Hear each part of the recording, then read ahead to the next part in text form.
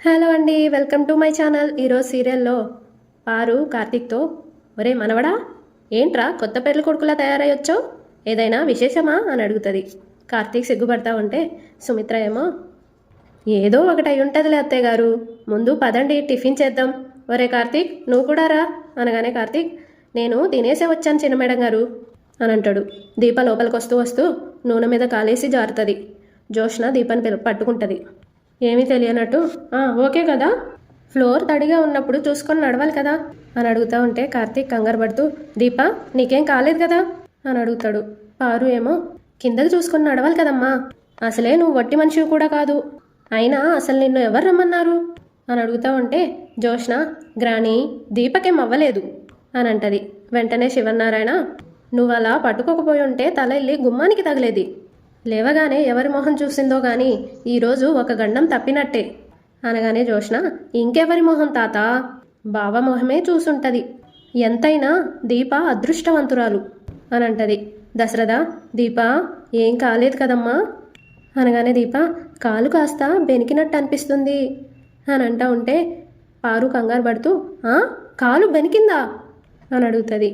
దీప, లేదు కాస్త అలా అనిపించిందంతే అనగానే కార్తీక్, సరే పద అని తీసుకెళ్తా ఉంటే జోష్న, జాగ్రత్త దీప, నువ్వు మా ఇంట్లో జారిపడ్డావు అంటే మా అత్త ఊరుకోదు అనగానే పారు కోపంగా, అంటే ఇంకెక్కడైనా పడినా పర్వాలేదా అని అడుగుతుంది. జాగ్రత్తగా చూసుకోవాలని చెప్తున్నాను గ్రాని, ఏం బావా, కడుపుతో ఉన్న భార్యని ఎలా చూసుకోవాలో తెలియదా నీకు అనగానే కార్తీక్, పడిపోకుండా పట్టుకున్నందుకు థ్యాంక్స్ పెద్ద మేడం గారు అనగానే జోష్న, థ్యాంక్స్లేం అవసరం లేదు, కాస్త చూసుకొని నడవమను, ప్రతిసారి నేను పట్టుకోలేను కదా అని అంటా ఉంటే పారు కంగారు పడుతూ, నువ్వు పట్టుకోకపోతే చాలా పెద్ద ప్రమాదం జరిగేది అని అంటది. కార్తీకేమో, దీపా పద అని అంటాడు. నేను బాగానే ఉన్నాను బావా అనగానే, అది కాదులేరా చెప్తాను అని తీసుకెళ్తాడు. జోష్న తనలో తాను, నా స్ట్రాటజీ వేరే ఉంది బావా, అందరూ ఊహించింది చేస్తే నేను జోష్నని ఎందుకు అవుతాను అని అనుకుంటూ ఉంటుంది.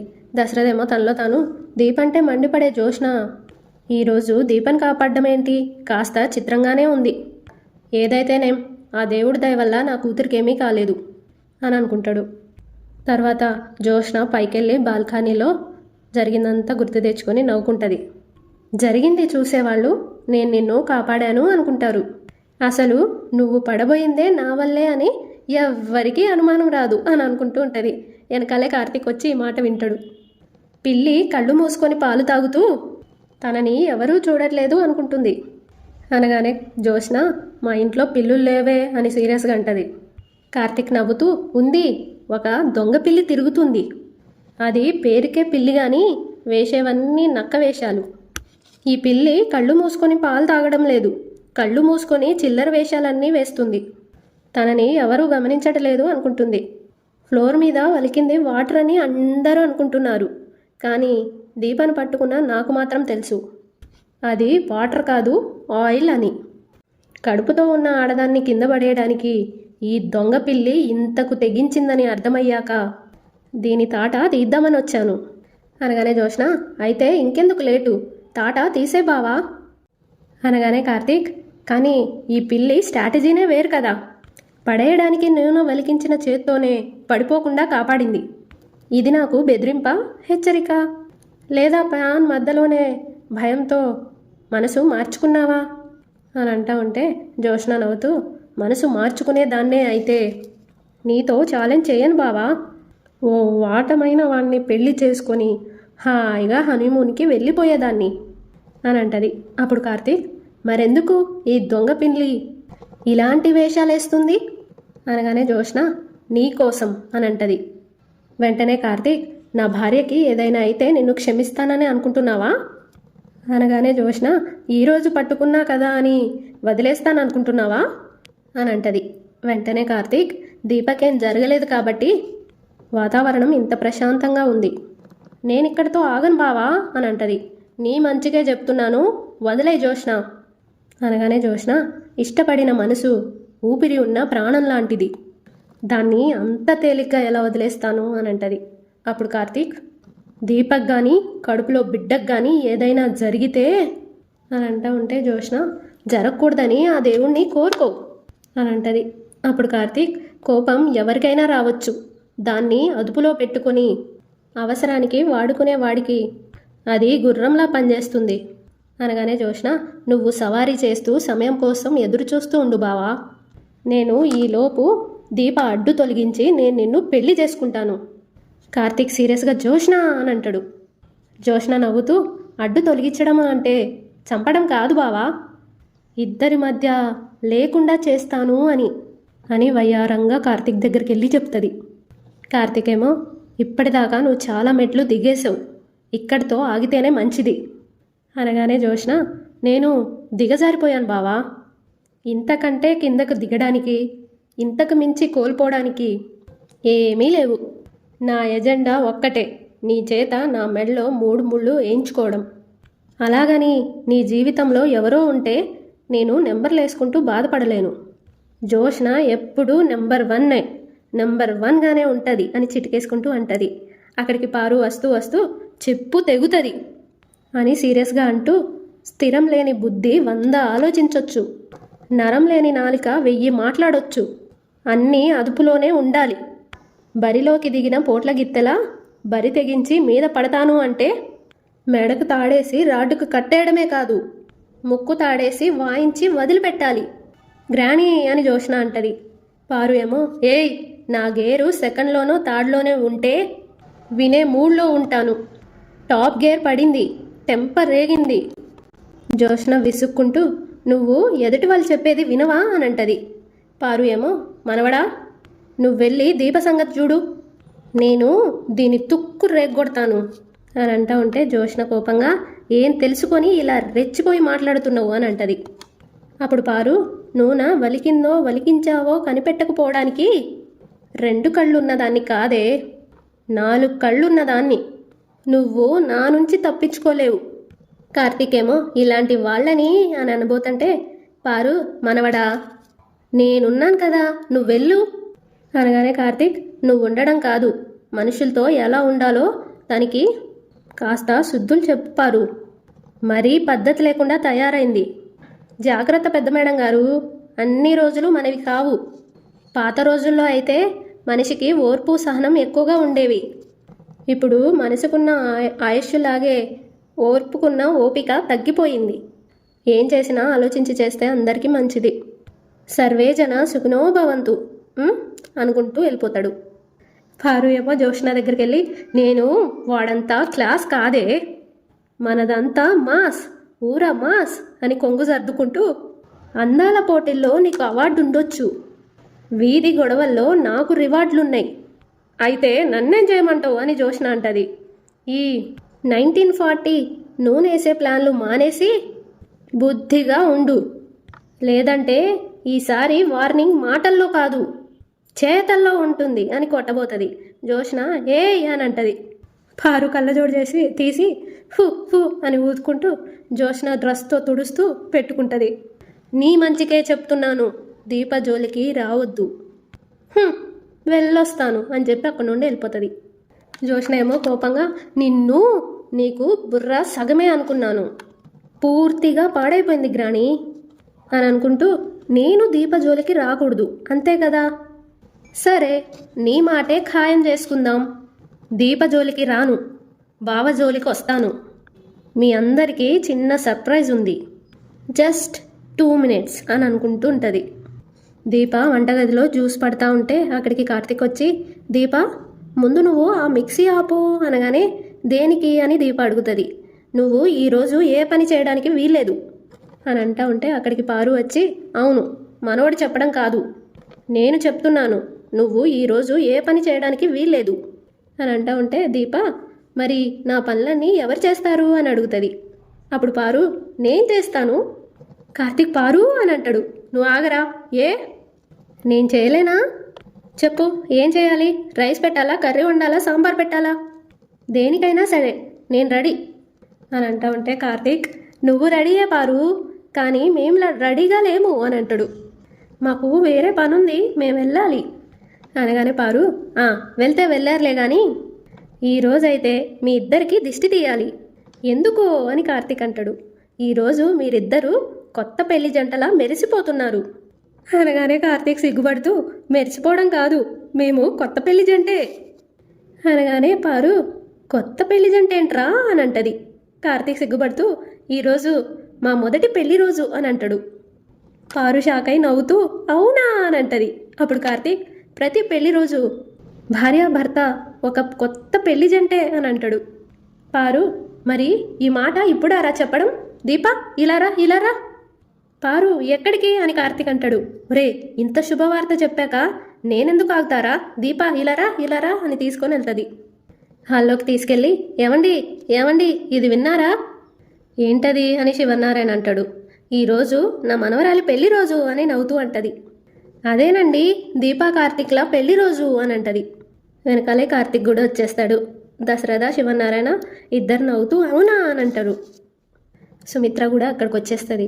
శివనారాయణ, వీళ్ళ వాలకం చూసే అనుకున్నాను ఈరోజు ఏదో విశేషం ఉందని అనగానే దశరథ, అదేంట్రా మాతో మాట వరుసకైనా చెప్పలేదు అని అడుగుతా ఉంటే సుమిత్ర, మీ పెళ్ళి ఇంట్లో జరిగిన రోజునే మేము గుర్తు పెట్టుకున్నాం, కానీ అంతకుముందే జరిగిన విషయం మర్చిపోయాన్రా, కనీసం వదినైనా చెప్పలేదు అనగానే కార్తీక్, పని వాళ్ళ పెళ్లి రోజు పుట్టినరోజులు యజమానికి చెప్పుకోవాల్సిన అవసరం ఏముంది చిన్న మేడం గారు అనగానే సుమిత్ర కోపంగా, ఒరే, ఈ మాట మరోసారి నీ నోటి నుండి వచ్చిందంటే నా చేతిలో తన్నులు తింటావు అని అంటా ఉంటే దశరథ, నా చేతుల్లో కూడా తింటారు అని అంటాడు.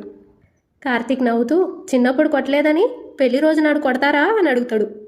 దశరథ, ఇంత మంచి విషయం ఇప్పుడా చెప్పేది? ముందే చెప్పుంటే కేక్ తెప్పించుండేవాణ్ణి.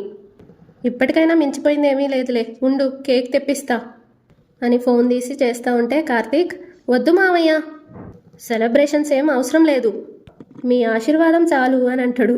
శివనారాయణ లేచి, ఏడ్చావులేరా, ఇలాంటిది ముందే చెప్పొచ్చు కదా, మీకోసం ఏదో ఒకటి చేయాలని మాకు ఉంటుంది కదా అనగానే కార్తీక్, మేము వచ్చింది మీ దగ్గర నుండి కానుకలు తీసుకోవడానికి కాదు తాతయ్య, మీ దీవెనలు తీసుకోవడానికి. దీపా, ముందు పెద్ద సార్ దగ్గర ఆశీర్వాదం తీసుకుందాం అని అంటా ఉంటే పారు, ఉండరా అక్షింతలు తీసుకొస్తాను అని అక్షింతలు తీసుకొస్తుంది. అందరు కలిసి దీపాను కార్తీక్ని ఆశీర్వదిస్తారు. ఆశీర్వాదం తీసుకున్నాక పారు, కనీసం రాత్రి చెప్పినా ఉదయానికల్లా ఇల్లంతా అలంకరించేదాన్ని, గుమ్మానికి తోరణాలు కట్టేదాన్ని, వాకిట్లో ముగ్గులేసేదాన్ని, ఏంట్రా ఇలాంటి మంచి విషయాలన్నీ మాకు చెప్పవా అనగానే కార్తీక్, హడావుడు ఎందుకు పారు, మా మొదటి పెళ్లి రోజు మేమేం కోరుకుంటాం, అలా మా కూతురుతో సరదాగా బయటికెళ్ళి మన రెస్టారెంట్లో భోంచేసి ఆ పక్కనే ఉన్న థియేటర్లో సినిమా చూసి సాయంకాలం ఇంటికొచ్చి అమ్మతో కాసేపు కబుర్లు చెప్పి తృప్తిగా భోంచేసి హాయిగా పడుకుంటే సరిపోదా అనగానే శివనారాయణ, ఎంత సాధారణమైన జీవితాన్ని కోరుకుంటున్నావురా అని అంటా ఉంటే దశరథ, వాడంతే నాన్న, వాడి చేతులతో అందమైన బృందావనాన్నే నిర్మించిన దాని నుండి ఏమీ ఆశించని తోటమాలి లాంటివాడు, పువ్వుల క్షేమం తప్ప ఫలితంగా ఏమీ కోరుకొని యోగి లాంటి మనసు వాడిది. వీడు రాజ్యాల్ని సంపాదించుకున్న రాజు కాదు, మనుషుల్ని సంపాదించుకున్న రాజు. అందుకే ఒక మంచి మనసున్న మనిషి మెడలో తాళి కట్టాడు. ఈ జంట ఇలాగే నిండు నూరేళ్లు కలిసుండాలని ముక్కోటి దేవతలు ఆశీర్వదించాలి. వెన్నల్లాంటి మీ కాపురాల్లో ఎప్పటికీ అమావాస్య రాకూడదు అని అంటా ఉంటే అందరు నవ్వుతూ ఉంటారు. జోష్న ఏమో చీర కట్టుకొని వస్తూ ఉంటుంది. శివనారాయణ, కార్తీక్, ఈరోజు మీ పెళ్లి రోజని మాకు ముందే చెప్పలేదు కాబట్టి నీకు పనిష్మెంట్ ఇస్తున్నారా. పనిష్మెంటా అని పారు అంటది. అవును పారిజాతం. అయ్యయ్యో ఏంటండి అది అని పారు అంటది. వీళ్ళకి వెంటనే లీవ్ ఇచ్చేస్తున్నాను, అలాగే నా కారు కూడా. మళ్ళీ రేపు ఉదయం 9 గంటల వరకు మీరు మా కంటికి కనబడడానికి వీల్లేదు. మేనేజర్తో చెప్తాను, నీకు కావాల్సిన డబ్బులు పంపిస్తాను. కార్తీక్ ఏమో, కారేం వద్దు సార్, డబ్బులు కూడా వద్దు అని అంటాడు. పారు, ఒరేయ్, ఇస్తే వద్దంటావేంటి? కడుపుతో ఉన్న పెళ్ళాన్ని బైక్ మీద అలా షికార్లు చేయిస్తావా ఏంటి? దర్జాగా కారులో వెళ్ళు అనగానే కార్తీక్ నవ్వుతూ, సరే పారు, నువ్వు ఇంతలా చెప్పాక కాదంటే బాగుండదు, అలాగే వెళ్తాము, పదదీప అని వెళ్తా ఉంటే జోష్న వస్తూ ఎక్కడికి అని అంటది. అందరూ జోష్న వైపు చూస్తారు.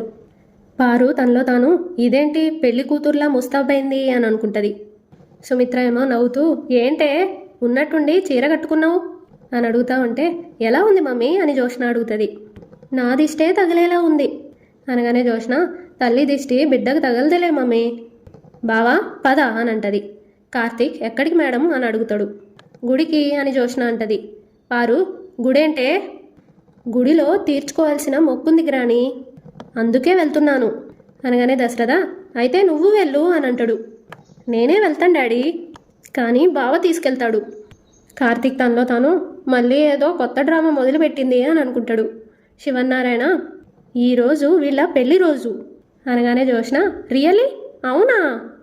వంటి మీద బట్టలు బాగున్నాయి అనుకున్నాను, కానీ ఈ బట్టల వెనక ఇంత కదుందని అనుకోలేదు. మీ దంపతులిద్దరికీ పెళ్లి రోజు శుభాకాంక్షలు.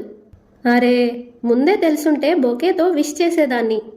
నో ప్రాబ్లం, గుడి నుండి వచ్చేటప్పుడు బొకే తీసుకుందాం. మరోసారి అందరిలో విష్ చేస్తాను. దీపా ఈలోపు నువ్వు వంట చేస్తూ ఉండు, నేను బావ గుడికి వెళ్ళొస్తాం అనగానే దశరథ ఈరోజు వీళ్ళ పెళ్లి రోజు అని అంటుంటే వంట గుడి అంటావేంటి జోష్న? అరే ఇవన్నీ నాకు తెలియవు కదా డాడీ, మీరేమో నాకు పెళ్లి జరగాలని కోరుకుంటున్నారు. ఈరోజు స్వామివారికి పాలాభిషేకం చేస్తే పెళ్లి జరుగుతుందని పూజారి గారు చెప్పారు అని అంటా ఉంటే శివనారాయణ అయితే నేను నిన్ను తీసుకెళ్తాను అని అంటాడు. వెంటనే జోష్న సారీ తాత, పూజకి రూల్స్ ఉన్నట్టే సంకల్పానికి రూల్స్ ఉంటాయి. నేను మనసులో ఏమని సంకల్పం చేసుకున్నాను అంటే నేను పెళ్లి చేసుకోవాలి. నాకు పెళ్లి కొడుకుని చూసే బాధ్యత ఎవరు తీసుకున్నారు? బావే కదా. అందుకే బావని తీసుకెళ్ళి స్వామివారికి పాలాభిషేకం చేసి నా మొక్కు తీర్చుకుంటాను అని సంకల్పించుకున్నాను అని అంటా ఉంటే దశరథ వాళ్ళ పెళ్లి రోజని చెప్తున్నాను కదా, కావాలంటే మీ అమ్మతో వెళ్ళు అని అంటాడు. సారీ డాడీ, నాకు పెళ్లి జరగాలి అన్న నా సంకల్పం బావ పెళ్లి రోజుకి ఏం అడ్డం కాదు. గ్రానీ నువ్వు ఒక యాపిల్ జ్యూస్ చేసి దీపకివ్వు, అది తాగేలోపు మేము మొక్కు పూర్తి చేసుకొని వచ్చేస్తాం. కార్తీక్ రాడు అని పారు అంటది. ఎందుకు రాడు అని జోష్న అడుగుతా ఉంటే కావాలంటే నేను వస్తాను అని అంటది. అవసరం లేదు అని జోష్న అంటది. వేరే డ్రైవర్ని పిలుస్తాను అని పారు అంటది. ఇష్టం లేదు అని జోష్న అంటా ఉంటే పోనీ క్యాబ్ బుక్ చేసుకో అని పారు అంటది. అంత కర్మ నాకు పట్టలేదు అని జోష్న అంటా ఉంటే వాళ్ళ పెళ్లి రోజే కాదని నేను అనడం లేదు గ్రాని, 1 గంట అలా గుడికెళ్ళొస్తే పెళ్లి రోజు ఆగిపోతుందా? నా మంచి గురించి ఎవరు ఆలోచించరా? ఏం మమ్మీ నాకు పెళ్ళి జరగకపోయినా పర్వాలేదా? జరగాలి అని సుమిత్ర అంటది. అయితే మొక్కు తీర్చుకోవాలి మమ్మీ అనగానే అత్తయ్య గారు దీని జీవితంలో ఒక మంచి జరుగుతుంది అంటే మనం దీనికి సపోర్ట్గా ఉండాలి కదా. పారు ఏమో అది కాదు సుమిత్ర, ఈరోజు దీప పెళ్లి రోజు అని అంటది. ఎంతసేపు అత్తయ్య గారు అనగానే జోష్న అవును మమ్మీ, ఇలా వెళ్ళి అలా వచ్చేస్తాం, పైగా దీనికి సెంటిమెంట్ ఎక్కువ అని నవ్వుతూ అంటది సుమిత్ర. అవును మమ్మీ అని అంటూ తలూపుతుంది జోష్న. ఆ మొక్కేదో ఫలించి దీనికి ఒక మంచి సంబంధం వచ్చి పెళ్ళైపోతే మనకి అంతకంటే కావాల్సింది ఏముంది అత్తయ్య గారు అని సుమిత్ర అంటూ ఉంటుంది. అంతటితో ఈరోజు ఎపిసోడ్ అయిపోతుంది. జోష్నని కార్తీక్ పెళ్లి చేసుకుంటాడని నేను అనుకుంటున్నాను. నెక్స్ట్ ఎపిసోడ్లో ఏదో ఒకటి బెదిరించి కార్తీక్తో మెడలో తాళి కట్టించుకుంటుంది జోష్న. మీరేమనుకుంటున్నారు? కమెంట్ చేయండి.